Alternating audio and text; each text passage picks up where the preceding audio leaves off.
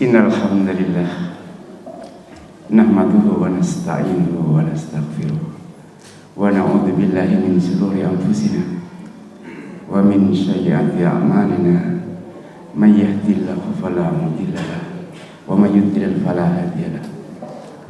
Asyhadu an la ilaha illallah wahdahu la syarika lahu wa asyhadu anna Muhammadan abduhu wa rasuluh la nabiyya ba'dahu. Yang kita hormati bapak-bapak, ibu-ibu jamaah Masjid Al-Hikmah yang saya hormati, marilah kita sama-sama memanjatkan puja dan puji syukur kehadirat Allah Subhanahu wa taala, karena pada malam hari ini Allah masih memberikan kesempatan kepada kita semua sehingga kita bisa hadir di tempat yang sangat mulia ini dalam keadaan sehat walafiat.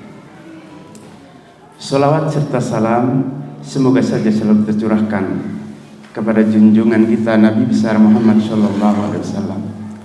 Mudah-mudahan tercurahkan juga kepada para keluarganya, mudah-mudahan tercurahkan juga kepada para sahabat-sahabatnya, dan mudah-mudahan tercurahkan juga kepada kita umatnya hingga nanti di yaumul akhir. Amin ya rabbal alamin.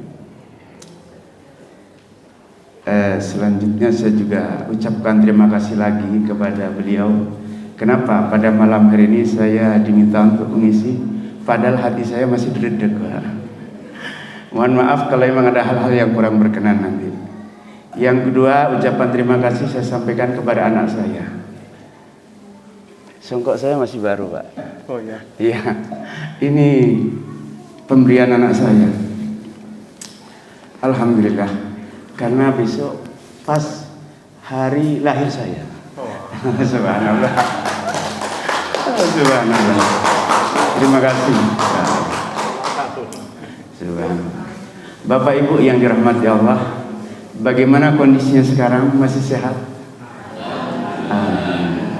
Mudah-mudahan yang hadir pada malam hari ini Allah mudahkan untuk selalu melangkahkan kaki untuk mengikuti majelis ilmu ini. Mudah-mudahan Allah berikan kemudahan dalam rezekinya. Tidak ada yang jawab amin ya. Amin. Mudah-mudahan Allah berikan kemudahan dalam beribadah kepada Allah. Mudah-mudahan diberi anak yang soleh dan solehah. Mudah-mudahan diberi belum sudah amin duluan. Apa yang saya kata? Mudah-mudahan yang punya hutang dilunasi hutangnya. Yang terakhir agak keras, Pak. Itu yang penting. Iya, yang terakhir agak keras. Mungkin banyak yang punya hutang. Maaf. Pertama yang harus saya sampaikan, saya mengatakan kepada ibu bapak yang hadir pada saya ini, saya ucapkan selamat. Kenapa saya ucapkan selamat? Karena yang hadir pada saat ini, yang senang hadir ke majelis ini, Allah berikan 4 hal. Kata Rasulullah, 4 hal itu yang pertama adalah ketenangan hati, ketenangan jiwa. Allah berikan ketenangan bagi orang yang senang mengikuti majelis ilmu seperti ini, yang di dalamnya di rumah Allah, yang di dalamnya akan dibacakan ayat-ayat Al-Quran, di dalamnya dibacakan sunnah-sunnah Rasulullah. Dan orang yang senang datang ke pengajian seperti itu, Allah berikan ketenangan jiwa, ketenangan dalam hatinya. Kemudian 4 hal itu, yang kedua, diberi rahmat dalam hidupnya, diberi rahmat dalam hidupnya. Dan yang ketiga, malaikat juga ikut berkumpul menyaksikan keadaan kita. Dan yang keempat, nama-nama kita disebut oleh Allah bersama malaikat. Ya Allah, ini luar biasa. Mudah-mudahan Bapak Ibu diberikan kemudahan untuk bisa hadir ke tempat ini, ke majelis ini, sehingga Allah berikan 4 hal tadi. Amin ya rabbal alamin. Kalau kita perhatikan 1 jam Pak saya Pak ya. Belum, tidak sampai 1 jam. Kalau kita perhatikan perjalanan hidup kita di dunia ini semakin lama semakin menyempit, Pak. Semakin lama semakin mendekatkan diri kita dengan kematian. Semakin lama semakin mendekatkan diri kita dengan maut. bertambahnya umur kita. Besok saya hari kelahiran kita. Bertambahnya umur kita bukan bertambah lama kita hidup di dunia. Bertambahnya umur kita akan semakin mendekatkan diri kita dengan maut. Karena seyogyanya kita adalah hamba Allah yang namanya manusia, makhluk Allah yang namanya manusia, yang hanya menunggu giliran, menunggu antrian kapan maut itu datang. Kullu nafsin dha'iqatul maut. Semua yang bernyawa pasti akan mengalami kematian. Dunia ini bukan tempat tinggal kita. Dunia ini tempat meninggal kita. Dan pertanyaannya, apa yang sudah kita persiapkan apabila maut itu datang? Ini yang perlu kita perhatikan, karena tidak sedikit manusia yang terlena dengan keindahan dunia. Wa kharat hayahumud dunya. Surat Al-A'raf itu. Manusia banyak terlena dengan keindahan dunia sehingga lupa dengan akhirat. Apa yang sudah kita persiapkan sampai detik ini? Bapak Ibu yang dirahmati Allah, kalau malaikat Israel datang merenggut nyawa kita, apa yang sudah kita persiapkan?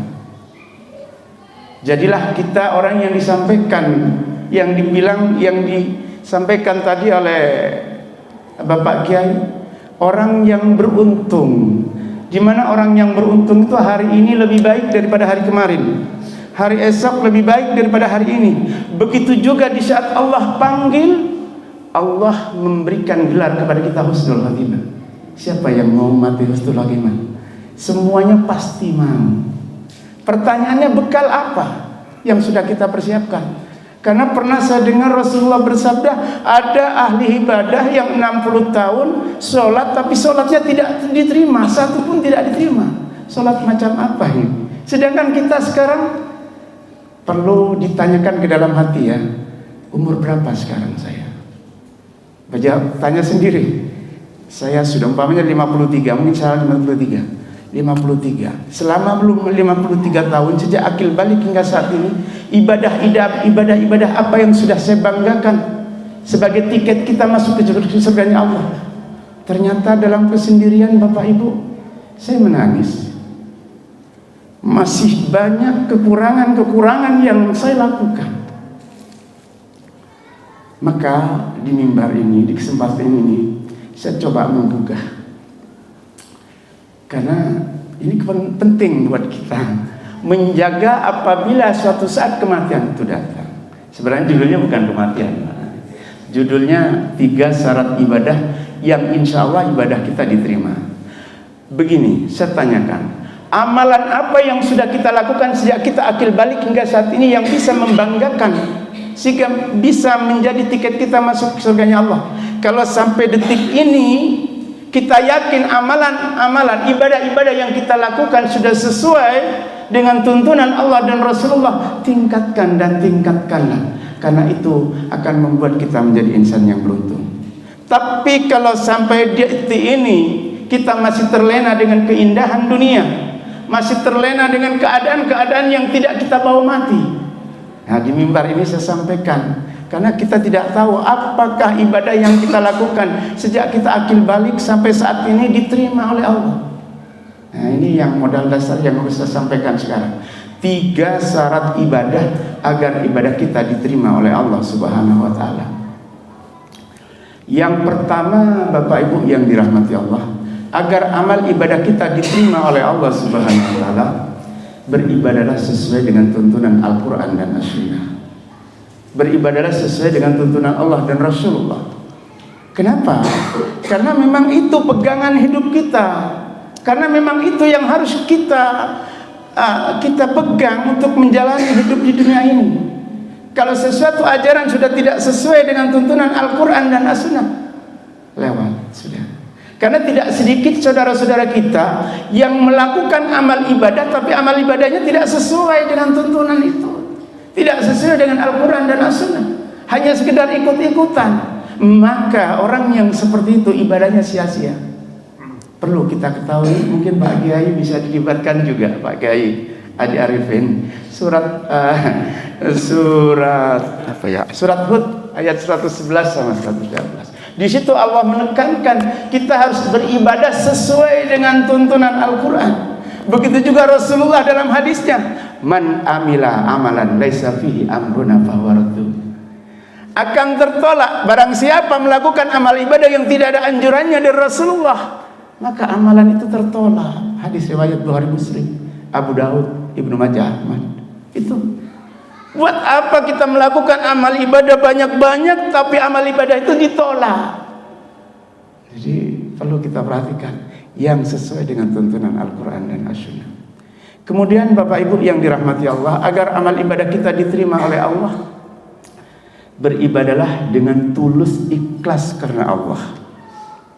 Jangan sampai kita melakukan amal ibadah tapi amal ibadah yang kita lakukan hanya untuk orang-orang dekat kita. Mungkin pimpinan kita karena ada pimpinan, karena ada kekasih kita, karena ada saudara-saudara kita, sehingga kita khusyuk dalam sholat. Jangan, itu sudah tidak ikhlas. Ikhlas karena Allah, lillahi ta'ala. Bagaimana Syekhul Islam Ibnu Taimiyah pernah berdoa yang doanya sangat menyentuh hati kita. Syekhul Islam Ibnu Taimiyah pernah berdoa begini Bapak Ibu, ya Allah, kalau saya beribadah, kalau hamba beribadah dan ibadah saya hanya ingin masuk surga, maka hamba tidak pantas dimasukkan ke dalam surga. Kalau hamba beribadah hanya takut neraka, maka hamba lebih pantas dimasukkan ke neraka. Karena di balik ibadah yang kita lakukan sudah ada tendensi yang ada maunya, bukan ikhlas karena Allah. Surga itu milik Allah, neraka juga milik Allah. Kalau kita beribadah takut karena masuk neraka, kalau kita beribadah hanya ingin masuk surga, itu sudah tidak ikhlas lagi, kata Ibu Tamiyah. Lillahi ta'ala, karena Allah. Jadi kalau Allah sudah berkehendak kita beribadah hanya Allah, maka Allah akan memberikan kemudahan, yaitu nanti di akhirat akan diberikan surga. Kemudian keikhlasan ini bisa kita lihat di dalam surat Az-Zumar ayat 2. Bisa dibaca. Az-Zumar ayat 2. Sesungguhnya kami telah memberikan kitab Al-Quran kepadamu Muhammad yang sebenar-benarnya, maka beribadalah tulus ikhlas kepadanya. Tuh, Az-Zumar ayat 2. Mohon kalau ada yang ada keliru mohon dikritik nanti. Iya ada Pak Adi Arifin, Pak Haji. Az-Zumar ayat 2. Dan ini juga di surat Al-An'am. Pasti semua tahu kalau ini. Surat Al-An'am 162. Ada yang tahu? Al-An'am 162. Ini keikhlasan seorang hamba. Kalau saya baca inna solati, sesungguhnya solatku, wa nusuki, kapan mungkin di Taqwa sudah disampaikan oleh beliau, wa nusuki wa mahyaya wa mamati lillahi rabbil alamin, sesungguhnya solatku, ibadahku, hidupku dan matiku hanya karena Allah, bukan untuk yang lain. Maka Bapak Ibu saudaraku yang dirahmati Allah, agar amal ibadah kita itu tidak sia-sia, beribadalah ikhlas karena Allah. Itu yang kedua. Yang ketiga, ini agak sedikit cepat saya karena sudah isya sudah. Yang ketiga, beribadalah dengan tidak berbuat kemusyrikan. Syirik. Syirik adalah sesuatu perbuatan yang harus ditinggalkan oleh orang yang beriman. Kenapa? Syirik ini adalah menduakan Allah, menyepelekan Allah. Di mana di dalam hadis qudsi Allah berfirman, ajaban li abdi bin ajaban khalaqtuhu wa ya'budun ghairi. Aneh bagi hambaku, terusannya lupa. Aneh bagi hambaku, kata Allah, aku yang menciptakan tapi kepada selain aku dia menyembah. Aku yang memberi rezeki tapi kepada selain aku dia bersyukur. Mari kita perhatikan, apakah dalam ibadah kita sudah tidak kita campuri dengan perbuatan-perbuatan syirik. Kemarin di At-Taqwa juga pernah dijelaskan tentang syirik di dalam surat Az-Zumar ayat 65. Orang yang melakukan dosa syirik itu amalannya sia-sia, tertolak. Jadi perlu kita perhatikan amal ibadah yang kita lakukan sejak kita akil balik hingga saat ini, apakah memang benar-benar bersih, tidak kita campuri dengan perbuatan-perbuatan syirik itu. Bisa kita lihat juga di surat An-Nisa ayat 48. Waktunya terus diberi kesempatan bertanya. Subhanallah. Iya. Terima kasih atas perhatiannya. Itu di surat An-Nisa juga 48 Pak Kiai. Larangan untuk berbuat syirik. Itu tiga syarat ibadah agar ibadah kita diterima oleh Allah Subhanahu wa taala. Yang pertama apa tadi? Tidak sesuai dengan tuntunan Al-Qur'an dan As-Sunnah. Yang kedua, ikhlas lillahi ta'ala. Yang ketiga, tidak mencampuri dengan perbuatan syirik. Ada seorang ulama berkata begini, Pak. Kalau engkau ingin tahu kedudukan engkau di sisi Allah, maka lihatlah kesibukan-kesibukan apa yang Allah berikan kepada engkau di tiap hari kita.